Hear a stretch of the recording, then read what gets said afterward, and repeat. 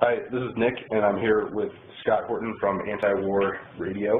And we had a couple of questions from the internet after your speech today, and I said I'd try and track you down and see if I could get you to answer them. We have to. Okay, so is disinformation a substantial threat to the integrity of Wikileaks? I suppose so. I mean, Wikileaks information, any data logs that come across there, of course, the most famous are the Iraq and Afghan war logs, and now these State Department files. Everything has to be taken with its own grain of salt, and everybody needs to take every new piece of information they get about anything and use their very best discernment, compare it against what they already know, try to do more research and find out whether there's conflicting information or whatever it is. What we have in the Wikileaks, in the war logs and in the State Department documents are raw documents, things that aren't really necessarily intelligence, like we talked about with the North Korean missiles. In fact, the story was, well, the State Department guy claimed that to the Russians, they didn't buy it. That was pretty much the story. But it was taken out of context as though it was some proven fact because, look, it's in the document. And so, in fact, one of the WikiLeaks even had where a Chinese official told the Americans that the North Koreans had a new secret nuclear base under the sea. And so, WikiLeaks is a repository of information, basically. They're the disseminators of raw data. And then it's up to us to read Raw Story and The Guardian and Deceit and to read the files themselves ourselves and do the best we can with the best journalism we can find in our own sense of what seems right and what's not. Do you think that WikiLeaks is a disinformation agent? No, I mean, it's clear that every intelligence agency in the world is concerned about WikiLeaks, and I'm sure that they're all trying to do whatever they can to either infiltrate it or influence it in whatever way they can. It's possible, as Zabina Brzezinski suggested on, I think, the News Hour last week on PBS, that some nations are deliberately feeding in some documents in order to accomplish certain agendas, and we need to keep our eyes open for that kind of thing. I don't have any suspicion about the last three big releases, the last four really, the collateral murder video, the Afghan Iraq war logs, and the State Department documents. At least so far, the story that Bradley Manning is the hero who liberated this information to bring it to us seems credible.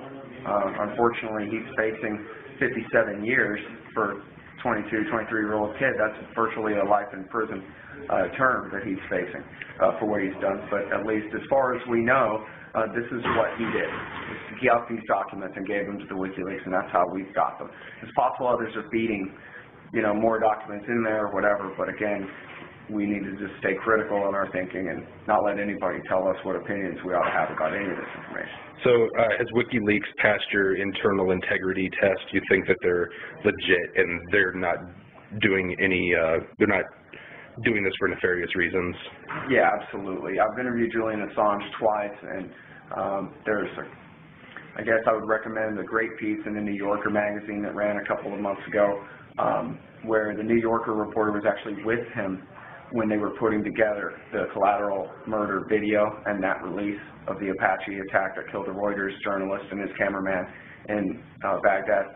And that's a pretty decent profile of him and how he operates, what WikiLeaks is about. And there's actually also a brand new interview in Forbes magazine. It's on a blog at Forbes.com. It's a very good interview, 8 pages long. The headline from this was that a major American bank, suspected to be Bank of America, is next, that all their emails are coming out, like years worth of all of them, which is going to be incredible. But in that same interview, he describes himself as the closest political description he could come up with was an American libertarian. And he says he believes in markets and the power of markets to choose the superior thing, the superior way, as long as the truth is available to people. So I think that Julian Assange and the WikiLeaks crew are journalists. They're doing their best with the journalistic ethic. Get the truth out to the people, let the people decide based on real knowledge. Is exposing state-sponsored terrorism vital for people in America to further the anti-war effort? Absolutely.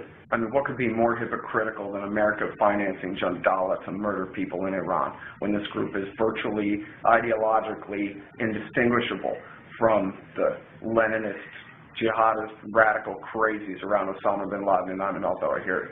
And they're terrible. They round up people and they kill them. They set off bombs and blow up mosques. And for, you know, in the 1980s, we called them the Contras in El Salvador and Nicaragua. But what were they but terrorists? They're just death squads that went around murdering people. And if the truth of those kinds of things that almost are always buried under the major narrative can be gotten across to the American people, I have to believe, I have no choice but to believe that the American people would never stand for that. We tolerate America's backing of Jandala because it's covert action. And unless you read the New Yorker and Counterpunch, you don't even know that Jandala exists, much less that they're a Salafist, crazy terrorist group of suicide killers that work for the United States of America. Cool. And this is kind of an opinion here. Is there a difference between anti-war and pro-peace? Well, just in terminology, I think anti-war is a bit more strident. It's unapologetic. And to my ears, pro-peace sounds wistful and utopian and hopeful. You know, that, gee, one day can't we just have world peace? And I think that the most common argument to that is, yeah, well, whatever, hippie, you go ahead and believe that, and we'll go and do the tough work that's got to be done, that we know's got to be done. If all we are saying is give peace a chance, and that's really not saying that much in the face of unlimited volumes worth of lies justifying wars coming from the interested parties in carrying them out. So I think anti-war is taking a firmer position. And in terms of the name antiwar.com, that position is not that there should never ever, that no one is ever justified in waging war in defense. But this is the era of the American empire. This is the era of the phony wars. This is the era of wars based on lies, aggressive wars of mass murder. And we all feel perfectly comfortable being categorically anti-war in an era like this. You know, the European Union decides that they're going to mass all their ships off our coast and try to form a beachhead in South Carolina, then we'll revisit who's anti-war and who's not.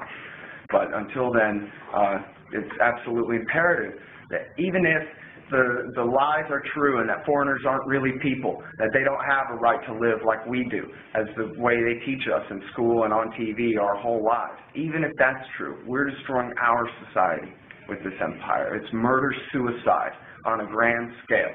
And the talks this weekend about the fall of Rome and the fall of the Soviet Union and how much we look like them are absolutely on point. All empires fall. And you know, there's really, if Dick Cheney was a secret KGB agent, traitor to America with a plot to destroy us from within, he couldn't have accomplished it better than the hubris and arrogance with which he furthered the expansion of the American empire and our so-called footprint in the Middle East. All he's done was follow bin Laden's instructions. Get yourself bogged down in our sand, crash yourself on our rocks. We're going to bleed you to bankruptcy the same way as the Soviets. And, you know, KGB help, you might as well work for bin Laden himself. Everybody says that bin Laden works for Dick Cheney. I think it's the other way around. All right. Thanks a lot. Did you have any URLs or websites you wanted to put out? Or Sure. Antiwar.com, of course, for all the important news. The radio show is at antiwar.com/radio, and I'm on Fridays on kpfk.org, and Monday through Fridays from 9 to noon West Coast time on LRN.FM, the Liberty Radio Network. If people want to check that out, it's not just me. There's a lot of really great libertarian radio going on at the Liberty Radio Network. All right, Scott, thanks for your time. Thank you very much. Still anti-war here. Oh,